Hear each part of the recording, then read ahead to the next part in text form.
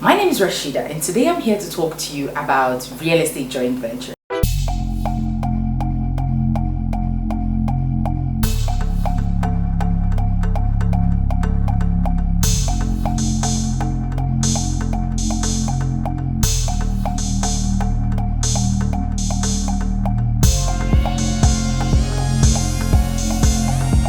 Two or more parties bringing resources together to complete a project. It can be any project, but in this instance, I am talking about real estate development. Joint ventures don't just occur in the real estate industry, they happen in other businesses as well. It is basically just the practice of two or more individuals bringing their resources together. Now, resources could be anything. It could be cash, it could be land, it could be an uncompleted building, it could be anything that sort of goes to pay for the person's equity. Because real estate needs two components, which is basically the land and the resources to put up a project, you have to have one. So if you're the party who does not have the liquid resources, then you should be the party with the landed property. So this is a good way for people who have land but do not have money to develop it, to be able to develop it. Another component of a real estate joint venture agreement is obviously the cash. Is the most important part. Once you have the land, the next thing is the cash.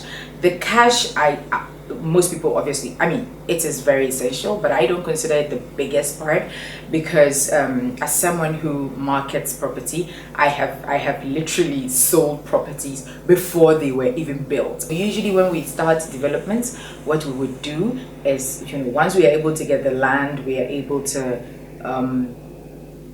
fence the property, start construction, then we are able to bring people who like to invest in property. There are people who buy properties off plan and wait for the property to be completed and for the price of the property to increase and then sell it. So that's how a lot of people make money in real estate. They buy off plan and then they say, we're going to do a thing about off plan property purchase when I do have something. Or another thing you can contribute as your equity in a joint venture is by offering construction management services. So two people want to do a project, yes. One has land, one has money, yes. But who has the industry know-how? Who has the technical know-how?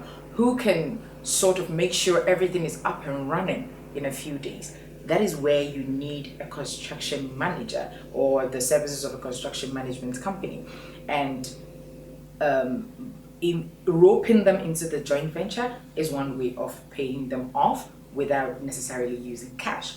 Another thing that a person could contribute to joint venture developments is their credibility. If it's a city spaces building and I feel like somehow there are people who would appreciate more working with a developer that has been doing this for the last 30-40 years, then I would probably go to, say, DevTraco and say, look, let's do this together. And DevTraco could say, okay, for our involvement, we want 10% equity in the property. And that's another way of roping in partners. A joint venture company can be set up as a limited liability company, as a partnership, or as a corporation,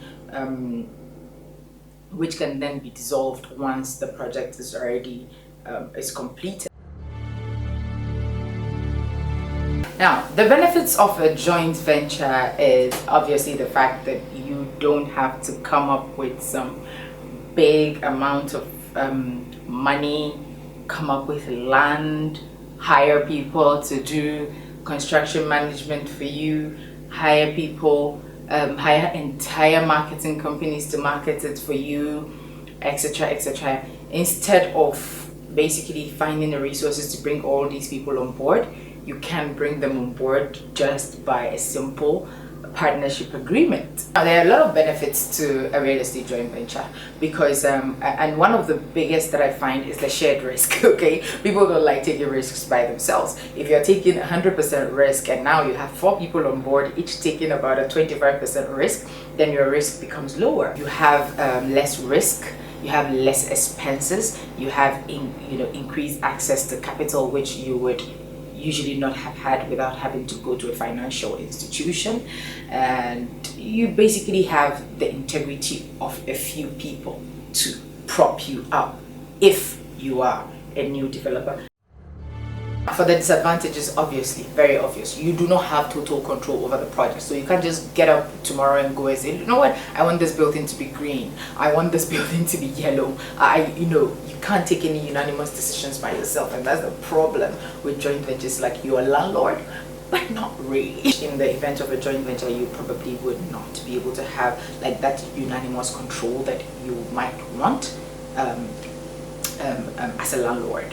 You also have the fact that you have to share profits. If you do decide to, for example, rent the properties, or you do decide to sell them off, and when it comes to the sharing money, everybody starts going, kind of green-eyed. Is this person giving me enough? You know, are they fleecing me because they are more knowledgeable in the industry? You know, there are always these questions. One of the most problematic disadvantages is one of the parties not fulfilling their part of the agreement. So the party who's supposed to bring money all of a sudden says, you know what, I have no more money. The party who's supposed to do the construction management says, you know what, I got another business somewhere and I've got to go and do it. Whoever you start with can't get to a point and then their money would finish. And then they'll say, you know what, I said I was going to bring the money on board, but I don't have any more money. What are we going to do?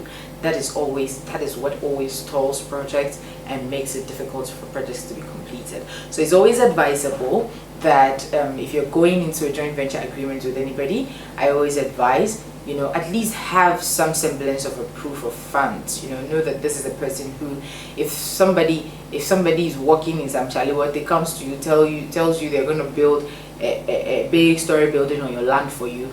I mean, you must be interested in knowing where the money is going to come from, or whether they have the money at all. Not where the money is going to come from, that's not your business.